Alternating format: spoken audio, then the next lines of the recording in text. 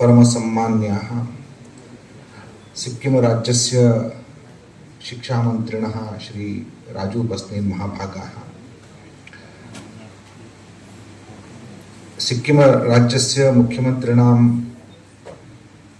सलाहकाराः श्रीमन्तः रोहितराज महाराजाः,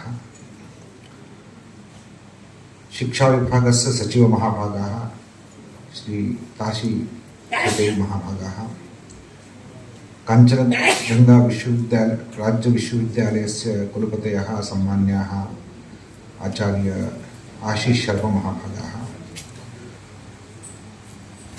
अतिरिक्त निर्देशकाः श्री एडी छेत्री महाभागाः एवं निदेशकाः श्री रवीन्द्र छेत्री महाभागाः, डॉक्टर कमल प्रसाद महाभागाः, आचार्य काशीनाथ निपानी महाभागाः एवं मम सहोदराः डॉक्टर चक्रधर महाभागाः, अन्ये च समुपस्थिताः राज्य शिक्षा निदेशनालयस्य समेपि अधिकारिणः एवं संस्कृत पाठशालानां संस्कृत विद्यालयानां संस्कृत प्राध्यापकाः आचार्याः सुहृदः, बहुकालात् आसीत् मनसि काचित् अपेक्षा यत् सुदूरेऽस्मिन् क्षेत्रे भारतस्य ईशान्यदिशि हिमगिरिप्रदेशे अत्यन्तं रमणीयस्मिन् राज्ये कदाचित् संस्कृतबन्धूनां मेलनं करिष्ये इति आसीत्। अद्य सेयं मम इच्छा पूर्णा जाता इत्यहम् अत्यन्तं सन्तुष्टोऽस्मि। इदं विशेषः, अहं तु दाक्षिणात्यः, दक्षिणदेशस्य कर्नाटकराज्यात् समायातोऽस्मि, परन्तु भारतस्य नाना राज्येषु नाना क्षेत्रेषु मम भूयान् सम्बन्धः संस्कृतकारणतः अभूत्। कस्सम्बन्धः? संस्कृतमेव सम्बन्धः। अहं दक्षिणदेशेषु सर्वेषु राज्येषु केनचित् व्याजेन सम्बद्धो पूर्वं केरलेषु द्रविडदेश तमिळनाडु राज्ये, आन्ध्रेषु कार्यं कृतं, महाराष्ट्रेषु मया कौलपत्यं निर्व्यूढं, मध्यप्रदेशे बंगदेशे शिष्याः सन्ति, राजस्थाने एवं अधुना केन्द्रीय संस्कृत विश्वविद्यालयस्य कौलपत्येन समग्रस्य भारतस्य एकः गरिष्ठः सम्बन्धो जातः।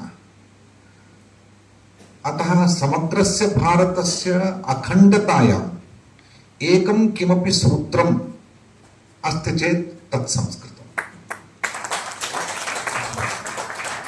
वयं संस्कृतेन बद्धाः, अतएव संस्कृतबान्धवाः इत्युक्तं। बन्धुत्वं संस्कृतेन भवति। यद्यपि मम भाषा अन्या,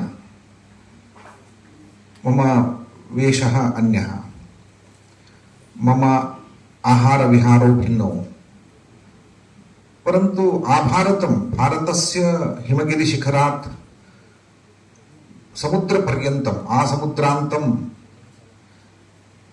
यानि क्षेत्राणि सन्ति, यानि भूक्षेत्राणि सन्ति, यानि च राज्यानि नानाभाषिकाणि सन्ति, तेषु सर्वेषु राज्येषु समग्रेषु राज्येषु यद्यपि भाषाभेदेन भिन्नेषु आचारभेदेन भिन्नेषु एकं भारतं वयं द्रष्टुं शक्नुमः, तत् संस्कृतकारणतः। यदि संस्कृतं न स्यात्, संस्कृतं न भविष्यत्, तर्हि भारतं न भविष्यत्।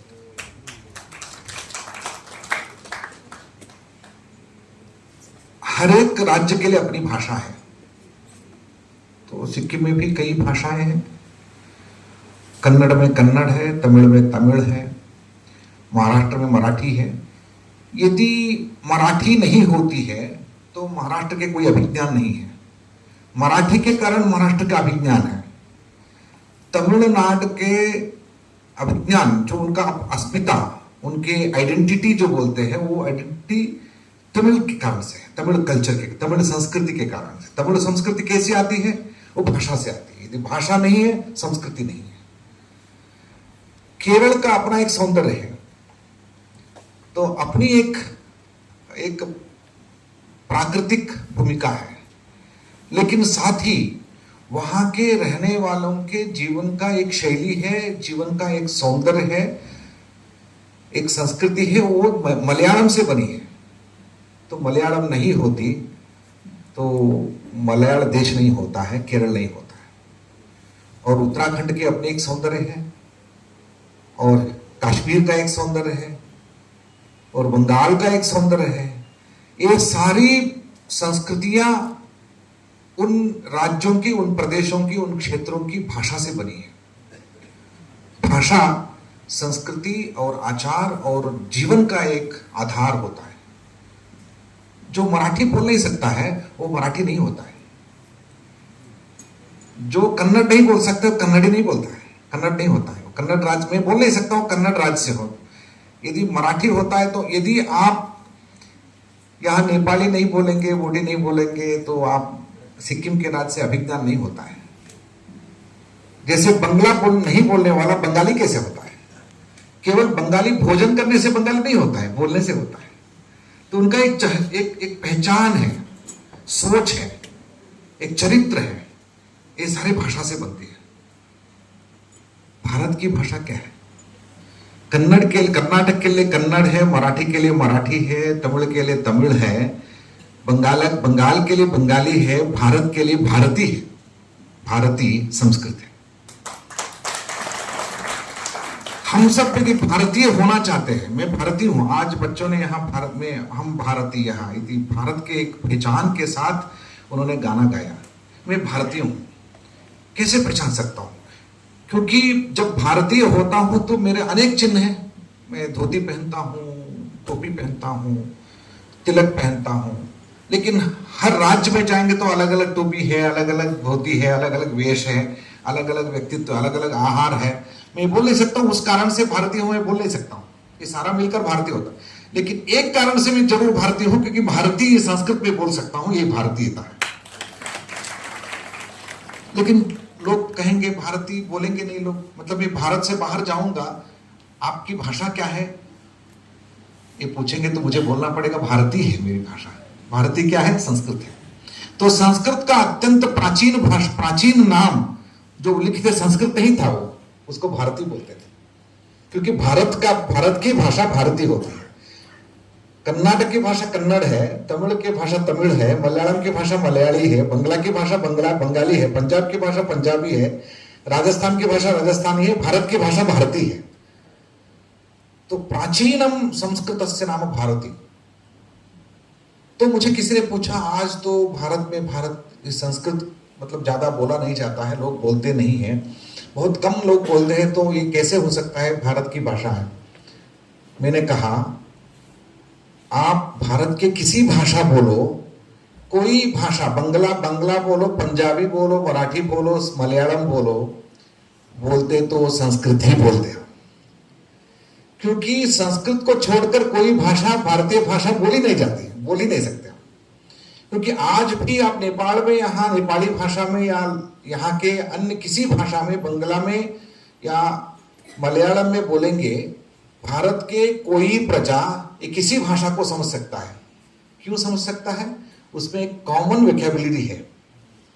एक कॉमन वोकैबुलरी ऐसा है, कोई हिंदी बोले या मलयालम बोले, वो थोड़े बहुत प्रत्यय भेद होता है, वाक्य बोलने का स्ट्रक्चर अलग अलग होता है, तो उच्चारण के भेद होता है, तो लोगों को थोड़ा समझने में दिक्कत आती है। लेकिन भाव और उसमें कुछ शब्दों को समझ लेते हैं तो वो कठिनाई नहीं होगी। थोड़ा ध्यान से यदि सुनेंगे तो हमें कोई भाषा समझ में आता है। समझ में इसलिए आता है क्योंकि उसमें कॉमन जो एक स्वरूप है, कॉमन फैक्टर जो बोलते हैं ना, मैथमेटिक्स में कॉमन फैक्टर निकालते हैं। मैथमेटिक्स में जब कई फॉर्मूला करने के बाद कॉमन फैक्टर जब निकालते हैं, जब कॉमन फैक्टर भारतीय भाषाओं का यदि कॉमन फैक्टर निकालेंगे, वो होगा संस्कृत। तो हर एक में कॉमन फैक्टर होता ही है। आप कोई ऐसा एक मैथमेटिकल फॉर्मूला दिखाइए जहां 0 एंड 1 नहीं है। आप 9 लिखेंगे तो 1 है उसमें और 0 है ही। तो ऐसे 0 एंड 1 जैसे मैथमेटिक्स में एक अनिवार्य है, इट्स इनएविटेबल फॉर मैथमेटिक्स, ऐसे संस्कृत का एक शब्दावली और एक चिंतन पद्धति वो भारतीय भाषा, न केवल भारतीय भाषा के लिए नहीं, भारतीय संस्कृति जितने भी देशों में विदेशों में बुरा है, और वसुधैव संस्कृतम के रूप में, वसुधैव कुटुंबकम के रूप में पूरे भारत में ये भारतीय कुटुंब विस्तार हुआ है, उसमें संस्कृत के बिना हो ही नहीं सकता है। संस्कृत एक कॉमन फैक्टर है। आज भी नेपाल देश में काठमांडू में जब वर्ल्ड संस्कृत कॉन्फ्रेंस का आयोजन अभी हुआ है, प्रोफेसर काशीनाथ जी के नेतृत्व में हुआ है, उस कार्यक्रम में मोर देन 120 राष्ट्रों से लोग वहां प्रतिनिधित्व कर रहे थे। लेकिन सभी भाषाओं में, सभी संस्कृति में यदि विश्व शांति का कोई चिंतन हुआ है, विश्व शांति का कोई प्रार्थना है और दुनिया के लिए, सबके लिए कुछ करने के लिए कोई विचार है, वो संस्कृत से निकला है। इसलिए मैं मानता हूं संस्कृत को, एक जगह लोग बोलते हैं हमारे तमिल में एक है, यहां तो वो विवाद नहीं होगा शायद, संस्कृत प्राचीन है बाकी भाषा प्राचीन है, इस विवाद यहां तक पहुंचा नहीं है, शायद ईशान्य देश तक पहुंचा नहीं है। ईशान्य देश आज भी पवित्र है। यहाँ देवता पहला, यहाँ सूर्य का प्रत्यक्ष यहाँ पहला होता है, तो सूर्य तो हमारे लिए प्रत्यक्ष देवता है, तो उनका आगमन पहला यहाँ होता है, तो यहाँ के बाद भारत में प्रवेश होता है। तो ईशान्य दिशा हमेशा हमारे यहाँ वास्तु में अत्यंत देवस्थान माना जाता है। आप भारत में किसी जगह में जाइए, दक्षिण में, तमिलनाडु में या इसमें जाइए, वो पूछते हैं ईशान्य दिशा जो है वो देवभूमि है। तो हम ईशान्य दिशा को, भारत के ईशान्य दिशा को देवभूमि के रूप में पूजन करते हैं, शायद आप लोग नहीं जानते हैं। यहां से जो भी निकलता है वो देवत्व के साथ निकलता है। इस पवित्र भूमि में आप यहाँ आज उपस्थित है, इस पवित्र भूमि से पवित्रता आज भी है, इसलिए कारण से शायद ये विवाद नहीं आया है। संस्कृत के बारे में ज्यादा विवाद नहीं है, लेकिन संस्कृत के बारे में ये भी प्रश्न बहुत प्राचीनतम है तो है, लेकिन मातृभाषा है, अभी बात कर रहे थे, संस्कृत सभी भाषाओं की जननी है, मातृभाषा है, ये भी विवाद का विषय है। लेकिन मैं इतना मात्र जानता हूं, एक दिन संस्कृत ऐसा एक लक्ष्य भाषा है, वो धीरे धीरे आप बोटी लैंग्वेज बोलिए या तिब्बत बोलिए या तो नेपाली बोलिए या तो मैं कन्नड़ बोलता हूं, कोई तमिल बोलते हैं, मलयालम बोलने वाले हैं, उड़िया बोलने वाले हैं, धीरे धीरे जैसे जैसे बोलते बोलते हम पाणिनि के अष्टाध्यायी के द्वारा परिष्कृत होता रहेगा हमारी भाषा, एक दिन हमारे सबके भाषा संस्कृत हो जाएगा। मैं नेपाली बोलता हूँ या कन्नड़ बोलता हूँ, किसी कोई मतलब नहीं हो, धीरे धीरे संस्कृत हो जाएगा। तो संस्कृत के ओर जाना है, हमारे लक्ष्य जो है संस्कृत दिशा के ओर जाना है। सबके दिशा, सबका दिशा, और पूरे भारत के पॉलिटिकल या नॉन पॉलिटिकल कारण से ईशान्य में होना चाहिए, ईशान दिशा में एक लक्ष्य होना चाहिए, क्योंकि हमारा लक्ष्य ये है, हमारे लक्ष्य जो है एक देवत्व के ओर जाना है, देवत्व के ओर जाना है, दैव भाव के ओर जाना है, पवित्रता के ओर जाना है, या संस्कृति के ओर जाना है, या संस्कृतत्व बनाना है तो संस्कृत के ओर जाना है। संस्कृत हमारा लक्ष्य भाषा है। आज इसके लिए सिक्किम राज्य में जब ये सुखमय प्रदेश है, मतलब सुख मैं कहता सिक्किम क्या होता है, ये सुखिम ऐसा बोला गया मुझे, सुखिम, ये बहुत एक अभिनव एक नया घर जैसा, और हमेशा नयापन रहता है, क्योंकि इस प्रकृति को देखने के बाद मैं पहली बार आ रहा हूँ। हिमालय में तो आया हूँ, लेकिन यहाँ इस प्रदेश में आने मेरा पहली बार हुआ है। तो ठीक है, 50 साल के बाद जीवन में कुछ नयापन देखना है, तो सिक्किम राज्य में आने का एक सौभाग्य मिला है। यहाँ आने के बाद देखा मैंने इतना क्यों यहाँ अभिनवत्व है, क्योंकि प्रकृति हमेशा अभिनव होता है। तो अभिनव प्रकृति के साथ, एक नयापन के साथ आप जी रहे हैं, और संस्कृत को लेकर यहाँ इतने मात्रा में, इतनी संख्या में आज दुनिया भर हमारे संस्कृति, हमारे संस्कृत, हमारे प्राचीनता, देवत्व और हमारे वेद से हम दूर जा रहे हैं, और यहाँ के माननीय मुख्यमंत्री, माननीय शिक्षा मंत्री, यहाँ के सचिवालय के एक संकल्प के साथ आप संस्कृत के एक पवित्रता को एक संरक्षण करने के लिए इतने सालों से आपने अपने जीवन का यहाँ समर्पण किया है। ऐसे एक पवित्र आत्माओं का दर्शन करने आया हूँ मैं बिल्कुल, मुझे पता नहीं था। मैं बहुत मतलब दूर से आते हैं तो दूर जब होते आते हैं तो मुझे हमें लगता है कि यहाँ कुछ है ही नहीं, क्या है। मैं सिक्किम, नागालैंड, वो ईशान्य दिशा में शिक्षण का तो चलता रहता है। मैं जब सिक्किम राज्य के बारे में जब सुना, मैं हमारे केंद्रीय योजनाओं के कुछ आकलन कर रहा था, उस समय में मुझे बताया गया कि सिक्किम राज्य में काफ़ी, क्योंकि यहाँ के महाविद्यालयों के द्वारा, यहाँ के विद्यालयों के द्वारा एक संस्कृत शिक्षा का एक महत्वपूर्ण कार्य किया जा रहा है। ये मुझे जब पता चला, मुझे न केवल आश्चर्य हुआ और उसके साथ एक भाव भी एक मेरे मन में आ गया। तो आपको अभिनंदन करूं, यहाँ के सभी शिक्षा व्यवस्था के लोगों को मैं अभिनंदन करूं, क्योंकि केंद्रीय संस्कृत विश्वविद्यालय केवल एक विश्वविद्यालय मात्र नहीं है। We also represent the government of India for Sanskrit, Pali, Prakrit promotions.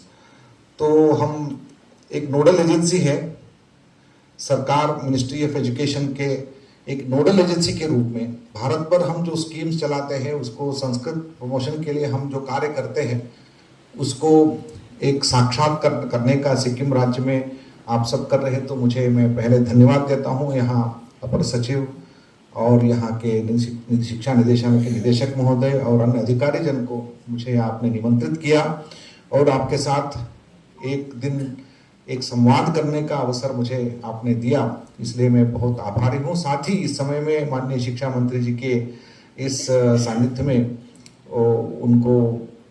उनके द्वारा एक अभिनंदन मुझे प्राप्त हुआ है, तो मैं बहुत प्रसन्नता के साथ इसको स्वीकार करता हूँ। आपने केवल मुझे सम्मानित नहीं किया और केंद्रीय संस्कृत विश्वविद्यालय के कार्य को अभिनंदन किया, इसलिए मैं धन्यता भाव अनुभव करता हूँ। साथ ही एक दो विचार मैं रखना चाहता हूँ इस संदर्भ में। यहाँ संस्कृत एक ब्रॉडर विजन के साथ हमें काम करना है, क्योंकि आप कोई एक छोटे गांव में रहे होंगे, छोटे पर्वत शिखर में, छोटे पाठशाला में, महाविद्यालय में, विद्यालय में आपका कार्य जो है वो लगता है कि भारत में या विश्व स्तर पर कहाँ इसका परिणाम होगा, ऐसा कभी कभी लगता है। मैं भी एक छोटा सा पाठशाला से, छोटे गुरुकुल से आया हूँ। छोटे गुरुकुल के एक छात्र के रूप में, एक अध्यापक के रूप में, और मैं जानता हूँ कभी कभी एक ही व्यक्ति आइसोलेटेड हो जाता है, उसके कोई संपर्क नहीं रहता। आज एक ऐसा मानचित्र बदल गया है, भारत के शिक्षा नीति का एक नया बड़े पैमाने पे NEP 2020 का एक शिक्षा क्रम बदला है। NEP 2020 के द्वारा भारत सरकार पूरे भारत में शिक्षा के, माननीय शिक्षा मंत्री जानते हैं, वो केंद्र के साथ संवाद में रहते हैं। इसमें हम पूरे भारत को एक बदलाव, एक विश्वगुरु के रूप में, एक विकसित भारत के रूप में भारत को रखने का एक बहुत बड़ा संकल्प के साथ हम जा रहे हैं। इसमें कोई व्यक्ति का काम कम नहीं होगा। विशेष रूप से आप शिक्षा जगत में अभी शिक्षा क्रम में कितने भी विषय हो, चाहे वो इंजीनियरिंग हो, मेडिकल हो, या इंजीनियरिंग के कोई साइंस हो, बायोकेमिस्ट्री हो, मैनेजमेंट हो, लॉ हो, जिसमें संस्कृत का योगदान नहीं है ऐसा हो ही नहीं सकता है। इतिहास तदन्यत्र यन्यहास्ति न कुत्रचित्। यदि संस्कृत में कुछ है तो बाकी जगह में है, यदि संस्कृत में नहीं है तो कहीं नहीं है। इस सिचुएशन में शिक्षा में भारतीयता को, भारतीय विद्या स्थान को जोड़ने का बहुत बड़ा प्रयास पूरे विश्वविद्यालय में। और अभी हम 2 दिन पहले मैं गुजरात में सभी केंद्रीय विश्वविद्यालयों का कुलपति सम्मेलन में मैं था। भारत के शिक्षा मंत्री धर्मेंद्र प्रधान जी पूरे 2 दिन हमारे साथ थे। क्यों थे? हम जहाँ गए थे वो अत्यंत पवित्र स्थान है, आप जा सकते हैं। मैं जाने के लिए मैं आपको आग्रह करूंगा। भारत को अखंडता बनाने में जिनका आयरन मैन ऑफ इंडिया, उनके नाम पर एक बहुत बड़े मूर्ति का स्थापना हुई है, जहां स्टैच्यू ऑफ यूनिटी, जिस पर हम एक संकल्प लिया है, भारत के इस वैभव को एक मतलब भारत के एक 2 साल के दास्य के बाद हमारी मुक्ति जब हुई, आज भी शिक्षा की मुक्ति नहीं हुई है। हम तो पॉलिटिकली हम आज़ाद है, इंडिपेंडेंट है, हम इंडिपेंडेंट राष्ट्र है, हम अपने कानून बना सकते हैं, लेकिन हमारी शिक्षा नहीं रही, हमारे हाथ में नहीं है। हम दूसरों के शिक्षा सूत्र में हम बांधे हुए थे। First time in the history of India हमने दास्य मुक्त एक शिक्षा नीति को हमने बनाया है। उसको यदि लागू करना है तो किसके हाथ में है? हमारे हाथ में, किसी के हाथ में नहीं है। Now it is not more political, it is in the hands of teachers. यदि टीचर इस देश के भविष्य निर्माण करेंगे, शिक्षक निर्माण करेगा इस देश को। इस देश को हमने पॉलिटिकली इस देश को निर्माण करने का प्रयास में 75 साल में हम गए हैं, लेकिन only political will can not create Bharat. वो नहीं होगा, वो तो सबको पता चल गया है। पॉलिटिकली हम इंडिपेंडेंट बन सकते हैं, फाइनेंशियली इंडिपेंडेंट बन सकते हैं, और अभी भारत का एक बहुत बड़ा प्रभाव अनेक देशों में है। फिर भी हमारा लक्ष्य वो नहीं है। हमारा लक्ष्य विकसित भारत को यदि बनाना है, इंडिया को भारत बनाना है, इंडिया को भारत बनाना है, तो उस भारतीय भाषाओं का और भारत की शिक्षा का व्यवस्था का परिवर्तन करने के लिए केवल आश्रय हमारी भारतीय भाषाएं हैं और हमारे सांप्रदायिक विद्याएं हैं। उसके बिना नहीं चलेगा। तो अभी हमारा समय आ गया है। आप 75 साल तक आप इसको मेंटेन करते रहे, प्रिजर्वेशन करते रहे, अभी समय हमारा आ गया है। माननीय शिक्षा मंत्री जी, आप इसको, मैं जो बोल रहा हूँ बहुत आप उसको अभिनंदन करेंगे, लेकिन पूरे भारत पर मैं घूमता हूँ और विदेशों में भी घूमा हूँ। ऑस्ट्रेलिया, कनाडा, यूरोप सभी देशों में मैं जाके आया हूँ। अभी मेरा जाना बाकी है, तो केवल चाइना जाना बाकी है, बाकी सब देशों में गया है। तो मैं देख रहा हूं कि हर एक देश अपने अपने, चाइना क्यों इतना प्रभावशाली देश है? क्योंकि वो किसी देश का मतलब फॉलो नहीं करता है, वो स्वतः अपने रास्ते में जाता है, मतलब स्वयं मृगेंद्रता। तो उन्होंने जो रास्ता बनाया वो इसी रास्ते में चलते हैं, किसी के रास्ते में नहीं चलते। भारत अभी उस दिशा में जा रहा है, तो भारत उसी दिशा में हम अपने रास्ता बनाएंगे, हमारे शिक्षा व्यवस्था को बनाएंगे। हमारी शिक्षा व्यवस्था बनाने के लिए संस्कृत और भारतीय विद्याओं की परंपरा का रक्षा और उसको शिक्षा में जोड़ने का प्रयास, एक बहुत बड़ा प्रयास हो रहा है। राष्ट्रीय शिक्षा नीति को क्रियान्वयन करने में शिक्षक का दायित्व बहुत बड़ा है, संस्कृत का दायित्व बहुत बड़ा है। साथ ही 1-2 विचार उसमें जोड़ने का विचार मैं करता हूँ। आज इस दृष्टि से शिक्षक प्रशिक्षण जो हो रहा है, केवल संस्कृत भाषा का शिक्षण नहीं है। आप संस्कृत पहले ही जानते हैं, नया क्या सीखना है, लेकिन आज के शिक्षक का रोल अलग है। जैसे आप जानते हैं, स्वतंत्र भारत जब स्वतंत्र बन रहा था, स्वातंत्र पूर्व 1932 से शायद 1930 से 1947 तक, जो 70 साल के भारत के इतिहास में भारत को स्वतंत्र बनाने का कार्य में बहुत बहुत बड़ा कार्य शिक्षकों ने किया है। क्योंकि कक्षाओं में, चाहे वो अंग्रेजी सत्ता थी, लेकिन कक्षा में शिक्षक स्वतंत्र था। वो अपने बच्चों को भारत के भक्त बनाता था, इसलिए भारत स्वतंत्र हो गया। तो 70 साल शिक्षकों ने जो कार्य किया है, अभी शायद आने वाले 70 साल हमें भारत को शिक्षा में स्वतंत्रता लाने के लिए हम सबको कार्य करना है। तो इस दिशा में हमारा शिक्षक प्रशिक्षण होना चाहिए। संस्कृत भाषा का नहीं है, संस्कृत भाषा तो जानते हैं हम। साथ ही हमारे बच्चों को, सिक्किम राज्य ऐसा एक राज्य है जहाँ चारों और मतलब अन्य संस्कृति, अन्य देश बैठे हैं। एक जगह नेपाल है, दूसरी जगह भूटान है, तीसरी जगह में चाइना है, उस जगह और कौन है? बांग्ला है। तो बांग्ला है, भूटान है और चाइना है। और तो शायद भारत के किसी राज्य के लिए इतना मतलब एक प्रेशर नहीं रहता है। छोटा राज्य है और लेकिन चारों दिशाओं में सीमा है।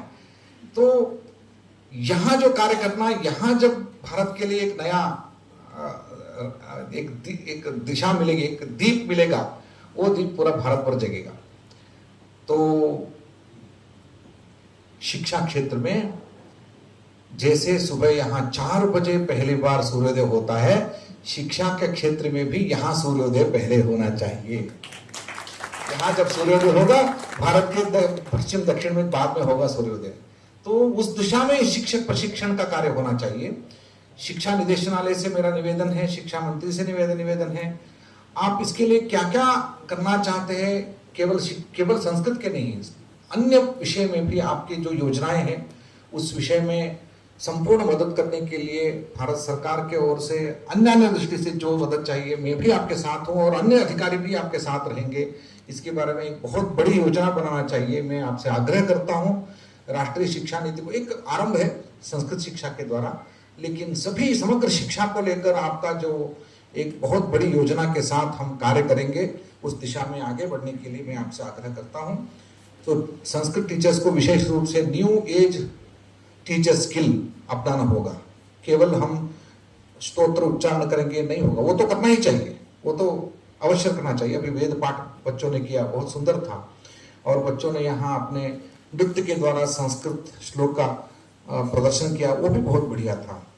लेकिन साथ ही हमें एक न्यू एज स्किल्स, जो आज डिजिटल टेक्नोलॉजी एआई के साथ जो शिक्षण क्षेत्र बदल रहा है, उसके साथ भी संस्कृत को जोड़ना है। उसके लिए स्किल आप करना पड़ेगा, और सभी यहाँ के भाषाओं के साथ जितने बोटी, नेपाली और तिब्बत इत्यादि भाषाओं के साथ संस्कृत को जोड़ने का प्रयास। संस्कृत किसी को तोड़ता नहीं है, अलग अलग नहीं करता है, संस्कृत जोड़ता है। तो जोड़ने का प्रयास सभी भाषाओं के, तिब्बती के साथ, चाइनीज के साथ, नेपाली के साथ, बोटी के साथ, बंगला के साथ, असमीज के साथ, यहाँ की जो भी भाषाएं यहाँ जुड़ती है तो उसको साथ जोड़ने का प्रयास हमें करना चाहिए। इस दृष्टि से आपका जो भी प्रयास होगा मैं आपके साथ हूँ। अंत में मैं माननीय शिक्षा मंत्री यहाँ सचिव से मेरा निवेदन होगा, आप केंद्रीय संस्कृत विश्वविद्यालय एक नोडल एजेंसी के रूप में आपके साथ कार्य करता है। तो अभी जो यहाँ पुस्तक प्रकाशन हुआ है यहाँ के बच्चों के लिए नूतन, आप तो कार्य कर ही रहे हैं। मैंने कहा हम नया कुछ नहीं करेंगे, आप जो करेंगे आपके साथ हम हाथ जोड़ेंगे, और पूरे भारत में भी हम इस पुस्तकों को दिखाएंगे। हम ऐसा पुस्तक सिक्किम राज्य में बना है, बाकी शायद ऐसा कुछ ही राज्य है, मध्य प्रदेश है, केरला है और यहाँ है, कुछ ही राज्य ने इस तरह का कार्य किया है। तो शायद 2-4 राज्यों में सिक्किम राज्य भी है, और परिवर्तन लाने का जो प्रयास होता है छोटे राज्य में बहुत बड़े पैमाने पर कर सकते हैं, हम नंबर दिखा सकते हैं। अब मध्य प्रदेश में, उत्तर प्रदेश में करने के लिए बहुत प्रयास करना पड़ता है और फिर भी कुछ रिजल्ट नहीं दिखता है। लेकिन यहाँ छोटा प्रयास भी बहुत बड़ा एक दृष्टि से बहुत बड़ा आउटकम के साथ दिखेगा। तो आपको मैं इसमें हम सहायता करेंगे। यहाँ 12 पाठशालाएं हैं, मुझे पता नहीं अभी 3 का संबद्धता हुई है। अभी सर हम this year central government has decided to, because we are the nodal agency, we have decided to start in, अभी जो CBSE है, central board of secondary education, वो अभी 12वीं तक तो हो गया है। हम केंद्रीय संस्कृत शिक्षा बोर्ड को स्थापित की है, अभी अभी उसका पास हुआ है, तो 1-2 महीने में नोटिफिकेशन आ जाएगा। एक केंद्रीय संस्कृत शिक्षा बोर्ड के द्वारा समान शिक्षा, जितने भी जो महामार्ग में जो मेन स्ट्रीम में जो भी शिक्षा मिलती है, संस्कृत के साथ main stream education, complete main stream education का एक नया मार्ग हम निकाल रहे हैं। तो संस्कृत भी होगा और बाकी शिक्षा भी होगी, मैथमेटिक्स, साइंस, इसके साथ आयुर्वेद। अभी आपको एक उदाहरण बताता हूँ, आयुर्वेद जो नीट मार्ग से आयुर्वेद जाते थे बच्चे, अभी आयुर्वेद BA-MS करने के लिए अब से आपको नीट लिखने की जरूरत नहीं है, संस्कृत के बच्चों को साक्षात BA-MS में एंट्री करने का एक नया उपक्रम शुरू कर दिया हमने, संस्कृत के आयुर्वेद के साथ जोड़ने का। संस्कृत में लॉ शुरू हो गया है, सिविल सर्विस स्टडीज करने के लिए लखनऊ में हमारा परिसर में बहुत बड़ा उद्यम चल रहा है। तो मैं चाहता हूं सिक्किम के राज्य के जितने भी संस्कृत छात्र हैं वो मेन स्ट्रीम एजुकेशन में, कोई IAS बन सकता है, डॉक्टर बन सकता है, लॉयर बन सकता है, उसके लिए कोई कमी नहीं है, तो संस्कृत के साथ। तो इसलिए ये महामार्ग ओपन करने के लिए आप के साथ MOU करेंगे और सभी पाठशालाओं को हमारे साथ जोड़िए, और बच्चों को स्कॉलरशिप मिलेगा और टीचर्स को जो भी हमारे पक्ष से जो भी नियमानुसार जो वेतनमान है वो भी देने का तो प्रयास करेंगे। साथ ही मैं इस आज के लिए मैं आपको एक मेरे तरफ से एक आने के बाद भेंट तो दे के जाना चाहिए। आपने मुझे भेंट दिया, स्मृति चिन्ह दिया, आपको भी मुझे स्मृति चिन्ह दे के जाना होगा। मैं सभी यहाँ के जितने भी पाठशालाएं उनको हमारे विश्वविद्यालय से जो प्रकाशित जो मुख्य रिसोर्स बुक्स है उस ग्रंथ गुच्छ को आपको भेंट देने के लिए हम देने जाएंगे। हम सरकार से निवेदन करेंगे, यहाँ भेंट भेजेंगे, सभी पाठशालाओं को आप भेज दीजिए। ताकि वहाँ हमारे शिक्षा ग्रंथ जो मूलभूत क्या बोलते हैं, दीक्षा, क्या बोलते हैं, दीक्षा पुस्तक का सेट है, उसके साथ कई कोश है, मुख्य पुस्तक है जो आपके लिए हर दिन प्रयोजन में आता है।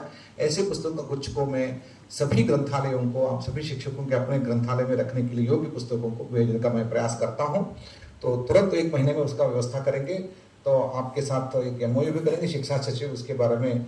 तो मैं माननीय मंत्री महोदय से निवेदन करता हूं, आप दिल्ली में जब पधारेंगे माननीय शिक्षा मंत्री से मिलकर विशेष रूप से आपकी योजना को यहाँ धर्मेंद्र प्रधान से बताइए। मैं खुद आपके साथ हूँ। इन्हीं बातों के साथ मेरा वक्तव्य मैं समाप्त करता हूँ। पुनरेकवारम् अत्रत्य सर्वेषाम् अधिकारिणां कृते मदीयान् धन्यवादान् ज्ञापयामि।